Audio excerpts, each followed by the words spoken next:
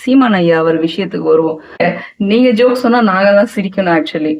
ஆனா இது அப்படியே வேற மாதிரி இருக்கு. அவங்களே சொல்ல வேண்டியது, அவங்களே சிரிக்க வேண்டியது. அது சீமான் ஐயாலாம் சொல்லியே தரணும். சொல்லுவாரு, மேடையிலேயே ஹான்னு சிரிப்பாரு, கைய தட்டுவாரு, ஆஹா ஓஹோன்னுவாரு, திடீர்னு சாமி வந்த மாதிரி ஏய் ஊயின்னுவாரு, திருப்பி நார்மலா பேசுவாரு.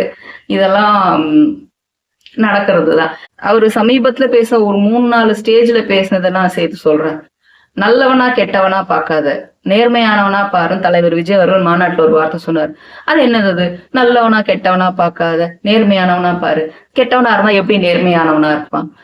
அவருக்கு பேசுறாரே தவிர ஸ்டேஜ்ல ஏறி ஏதோ பேசி இன்னொன்னு பேசிடுறாரு. இதுதான் தலைவர் விஜய் அவர்களுக்கும் சீமான் அவர்களுக்கும் இருக்கிற வித்தியாசம். சீமான் அவர்கள் வாய்க்கு வந்தது எல்லாத்தையும் பேசிடுவார் ஸ்டேஜ் ஏறினா. இங்க என்ன தோணுது தக தக தக தகதான் வந்துடும். ஆனா ஒரு நிமிஷம் இங்க இருக்கிறது இங்க வர்றது போது இது பேசலாமா, இது சரியான்னு யோசிச்சு பேசினாருன்னா அவர் இந்த நிலைமைக்கு நிக்க மாட்டார். எனக்கு ஒரு வாட்டி ஓட்டு போடுங்களேன், நான் ஜெயிச்சு காட்டுறேன், ஒரு வாட்டி எனக்கு ஓட்டு போடுங்களேன், ஒரு வாட்டி எனக்கு ஓட்டு போடுங்களேன் கேட்க வேண்டிய அவசியமே கிடையாது. இப்போ தலைவர் விஜய் 3 வார்த்தை சொன்னாலும் 300 அர்த்தங்கள் இருக்கும். நல்லா யோசிச்சுதான் பேசுறாரு.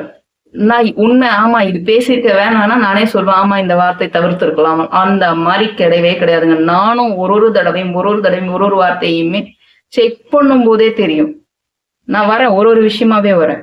இந்த ஒரு வார்த்தை சொன்னாரா, நல்லவனா கெட்டவனா பார்க்காத, நேர்மையானவனா பாருன்னு தலைவர் விஜய் அவர்கள் சொன்னதை வச்சு இந்த கான்ட்ரவர்சி கிளப்புறாரு. அந்த ஒரு மத போதகர் கூட்டம் மாதிரி. அல்ல கெட்டவனா இருந்தா எப்படி நேர்மையானவனா இருக்க முடியும்? ஐயா இதுக்கு ஒரு எக்ஸாம்பிள் நான் சொல்றேன்.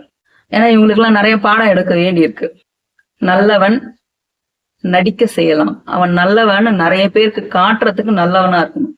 கெட்டவன்ன்றவன் எவனுக்காக அட்ஜஸ்ட் பண்ணிட்டு போக வேண்டிய அவசியமே கிடையாது. அவன் கெட்டவன். ஆனா அவன் செய்யற வேலைக்கு அவன் கரெக்டா இருந்தானா அவன் நேர்மையானவன்.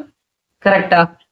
அதே போல எல்லா மக்களுக்கும் இவன் நல்லவன், எல்லா மக்களுக்கும் இவன் கெட்டவன் தான் கிடையாது. சில பேருக்கு நல்லவனா தெரியும், சில பேருக்கு கெட்டவனா தெரியும். ஆனா நேர்மைன்றது எல்லா பக்கமும் ஒரே மாதிரியா தான் இருக்கும். இதுதான் நல்லவன் கெட்டவன், அந்த நேர்மை, இதுக்கான டிஃபரன்சியேஷன்.